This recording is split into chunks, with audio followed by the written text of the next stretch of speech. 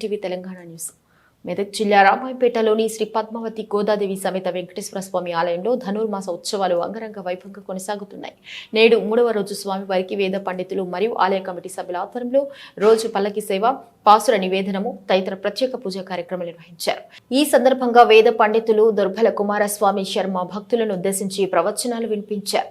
భగవంతుడికి భక్తులను దగ్గర చేసేది భక్తి మార్గం అని, భగవంతుని మనసా స్మరిస్తూ భక్తి మార్గంలో భక్తులు ప్రయాణించాలని, నిర్మలమైన భక్తికి భగవంతుడి అండదండలు ఉంటాయని, భక్తులను కాపాడటానికి భగవంతుడు దశావతారాలలో అవతరించి మంచివారిని కాపాడుతూ చెడ్డవారిని శిక్షిస్తారని ఆయన భక్తులను ఉద్దేశించి ప్రవచనం వినిపించారు. నేడు మత్స్య అవతార గురించి భక్తులకు ఆయన మార్గదర్శనం చేశారు. ఆలయంలో ధనుర్మాస సందర్భంగా ఉదయం నుండి ప్రత్యేక పూజా కార్యక్రమాలు నిర్వహించడంతో చుట్టుపక్కల గ్రామాల నుండి భక్తులు పెద్ద సంఖ్యలో రావడంతో ఆలయంలో ఆధ్యాత్మిక శోభ నెలకొంది.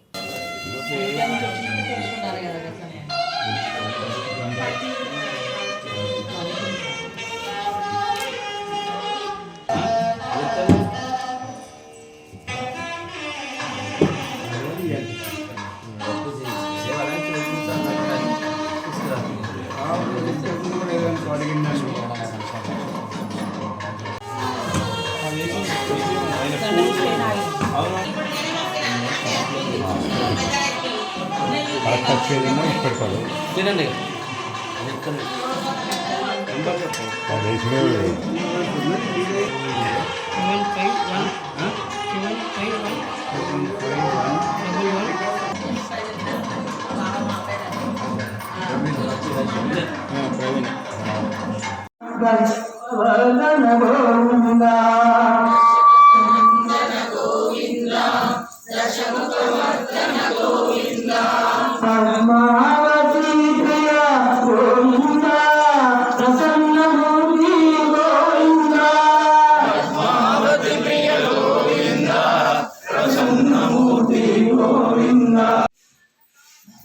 అవతరించుట, అవతర అంటే దిగు అనర్థం.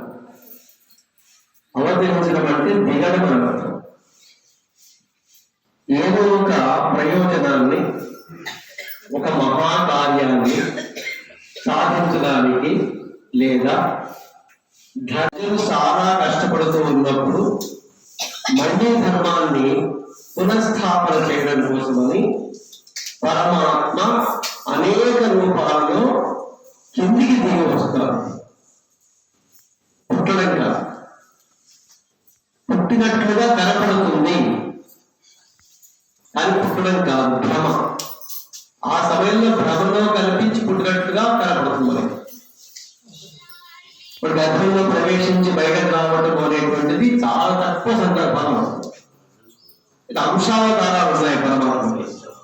యదా యదా హి ధర్మస్య గ్లానిర్భవతి భారత అభ్యుత్థానమధర్మస్య తదాత్మానం సృజామ్యహం అని భగవద్గీతలో సాక్షాత్తుగా కృష్ణ పరమాత్మ ఎందుకంటున్నాము? ఆయన అవతారమా సాక్షాత్తుగా విష్ణుమూర్తి వచ్చాడు. ఇది అనుమానం చాలా మందికి.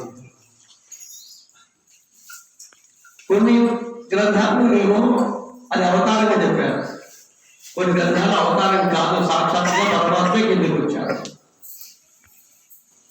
అని ఒక వాదన ఉంది. మొత్తం మనకి అనేక రకాల అవతారాలు ఉన్నాయి, కొన్ని వేల కొద్ది అవతారాలు. అంటే 21 అవతారాలు 30గా భారతం చెప్తుంది.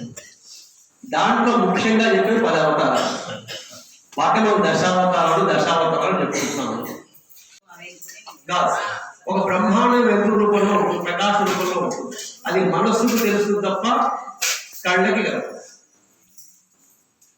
ఇప్పుడు తెలుసుకోవాల్సిన విషయం, ముఖ్యమైన విషయం, నాకు కనపడడం అంటే ఒక భ్రమలో ఉంటాం. ఈ రూపాల్లో కనపడతాం, నిర్గుణ పరబ్రహ్మ కనపడతాం.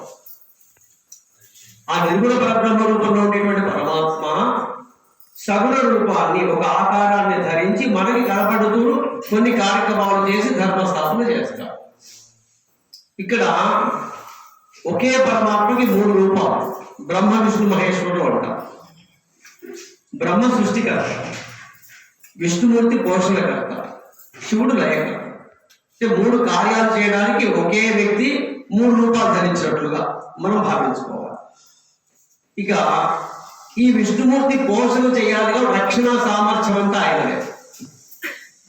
వ్యవస్థ నడపడం అంతా ఆయన అందుకే బ్రహ్మాండ నాయకుడు. మరి ఇన్ని 14 లోకాన్ని కాపాడుతూ ఉండాలి, దాన్ని సంరక్షిస్తూ ఉండాలి, దాన్ని పోషిస్తూ ఉండాలి, నడుపుతూ ఉండాల్సిందే. అది పరమాత్మ కార్యం. దాంట్లో శిష్టుని రక్షించడము, దుష్టుని శిక్షించడం, ఇది పరమాత్మ చేసే పని. అంటే చెడ్డవాడిని తొలగించాలి, మంచివాడిని కాపాడాలి, ఇది పరమాత్మకి లక్ష్యం. ఒకనొక కాలంలో సోమకుడు అనేటువంటి ఒక రాక్షసుడు, వాడి పేరు సోమ.